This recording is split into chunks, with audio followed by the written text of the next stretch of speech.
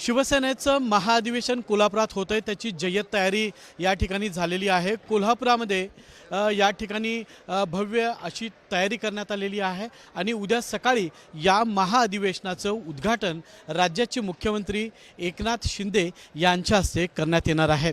या अधिवेशनाचे मुख्य आयोजक जे आहेत ते माजी आमदार राजेश क्षीरसागर आपल्यासोबत आहेत। यांनी कशा पद्धतीने याचं नियोजन केलेलं आहे या संदर्भात आपण त्यांच्याशी बातचीत करणार आहोत। साहेब, काय सांगाल, उद्या महाअधिवेशन कोल्हापुरात होते, कशी तयारी आहे?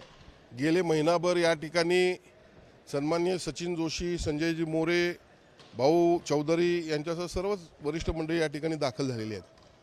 आज जर आपण पाहिलं तर संपूर्ण राष्ट्रातून पदाधिकारी या ठिकाणी येत आहेत। उद्या 16 तारखेला 2 सेशनमध्ये आणि 17 तारखेला सकाळी 1 सेशनमध्ये अशा पद्धतीचं शिवसेनेचं राष्ट्रीय अधिवेशन होतं आहे। या राष्ट्रीय अधिवेशनासाठी शिवसेनेचे सर्व नेते, उपनेते, शिवसेनेचे सर्व मंत्री महोदय, सर्व खासदार, सर्व आमदार, त्याचबरोबर जिल्हा प्रमुखांपासूनचे सर्व पदाधिकारी या ठिकाणी विचारांची शिदोरी घेऊन जाण्यासाठी येत आहेत।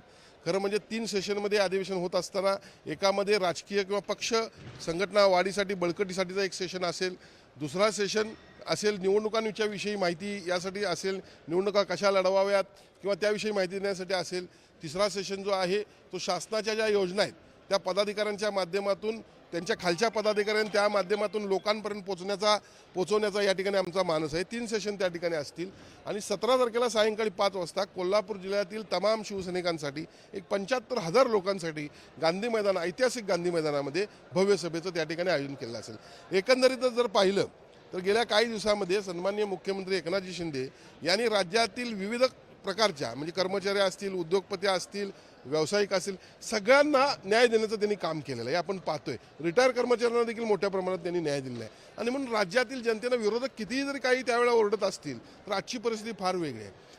अशा प्रकारचा मुख्यमंत्री राज्यामध्ये पहिल्यांदा घडला हे आपल्याला पाहायला मिळते। त्यामुळे संपूर्ण जनता ही सन्माननीय मुख्यमंत्र्यांच्या पाठीशी ठामपणे या ठिकाणी आहे। येणाऱ्या निवडणुका देखील तेवढ्याच महत्त्वाच्या आहेत। शिवसेनेचे दोन्ही खासदार परत एकदा लोकसभेत जातील याची आम्हाला खात्री आहे। विधानसभेमधील जिल्ह्यातील जास्तीत आमदार निवडून आणण्याच्या दृष्टीने आमचा प्लॅन सुरू आहे।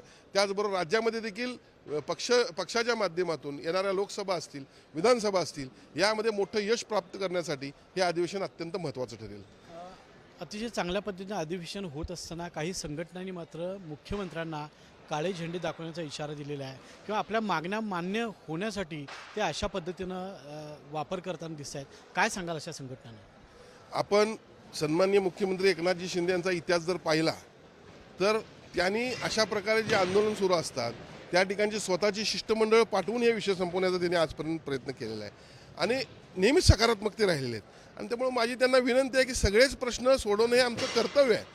आज पक्षप्रमुख म्हणून किंवा पक्ष नेते, शिवसेने मुख्य नेते म्हणून अथवा राज्याचे मुख्यमंत्री या नात्यानं सन्माननीय एकनाथजी शिंदे यात कुठंच कमी पडत नाहीत।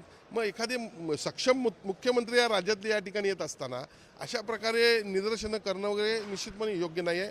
माझी त्यांना विनंती आहे, या बसा सगळे प्रश्न आपल्याला सोडवता येतील। राज्य नियोजन मंडळाची जबाबदारी तुमच्याकडे आहे, 2 खासदार तुमच्याकडे आहेत, शहराची जिल्ह्याची अतिशय चांगली बांधणी तुम्ही केलेली आहे। या सर्वांची दखल घेऊन कोल्हापुरामध्ये हे महाअधिवेशन होतं आहे की पुढच्या काही रणनीती ठरवण्यासाठी होते, काय सांगता? सन्माननीय वंदनीय शिवसेना प्रमुख बाळासाहेब ठाकरे यांच्या विचारांची शिदोरी घेऊन त्यांच्या पावलावर पाऊल टाकून आम्ही काम करतो। वंदनीय शिवसेना प्रमुख आपल्या कुठल्याही चांगल्या कार्याची सुरुवात पहिल्यांदा आई अंबाबाई महालक्ष्मीचं दर्शन घेऊन ते करायचे आणि त्याच पद्धतीनं सन्माननीय मुख्यमंत्री एकनाथजी शिंदे साहेब देखील पहिल्यांदा 2019 साली ते मुख्यमंत्री झाले, नगरविकास मंत्री झाले, पुन्हा मुख्यमंत्री झाले। दोन्ही वेळेला त्यांनी आपल्या कार्याची सुरुवात आई अंबाबाईच्या दर्शनाने केलेली आहे आणि एकंदरीत जर आपण पाहिलं तर दोन्ही खासदार शिवसेनेचे या ठिकाणी जनतेनं दिलेले आहेत। पूर्वी गेल्या टर्ममध्ये 6 आमदार होते, आज पुन्हा परिस्थिती तशी निर्माण झाली आहे। कोल्हापूर जिल्ह्यातील जनतेनं मतदारांनी देखील शिवसेनेवर तमाम प्रेम केलेलं आहे आणि या सगळ्या गोष्टींची दखल घेत सन्माननीय मुख्यमंत्री एकनाथजी शिंदे यांनी परत एकदा संपूर्ण शिवसेनेच्या बांधणीनंतर, आता ह्या स्प्लिट झाल्यानंतर या पूर्ण शिवसेनेच्या बांधणीसाठी किंवा पुढच्या भवितव्यासाठी आई अंबाबाईचा आशीर्वाद घेऊन कोल्हापूर जिल्ह्यातल्या शिवसैनिकांची ताकद घेऊन या अधिवेशनापासून सुरुवात करायचं एकंदरीत ठरवलेलं आहे। आपण पाहिलं की कोल्हापुरामध्ये अधिवेशन होतं आहे, मात्र त्याची तयारी लोकसभा विधानसभा असेल किंवा महानगरपालिकेची निवडणूक असेल, या पार्श्वभूमीवर इथं करण्यात येते. मुख्यमंत्री स्वतः आई अंबाबाईचं दर्शन घेऊन प्रत्येक नवीन कामाची सुरुवात करताना दिसत आहेत. त्यामुळे हे महाधिवेशन कोल्हापुरामध्ये घेतलेलं आहे आणि पश्चिम महाराष्ट्रासह संपूर्ण राज्यामध्ये शिवसेनेची ताकद वाढण्यासाठी आता शिवसेना सज्ज झालेली आहे असं म्हणायला हरकत नाही. कॅमेरामॅन सचिन सावंत सोबत मी रणजित माझगावकर, साम टीव्ही, कोल्हापूर. देश विदेशातील प्रत्येक घडामोडींचे लाईव्ह अपडेट मिळवण्यासाठी आता साम टीव्हीच्या सर्व सोशल मीडिया प्लॅटफॉर्मला लाईक, फॉलो आणि सबस्क्राईब करा. तसंच सर्व नोटिफिकेशनसाठी बेल आयकॉन प्रेस करायला विसरू नका.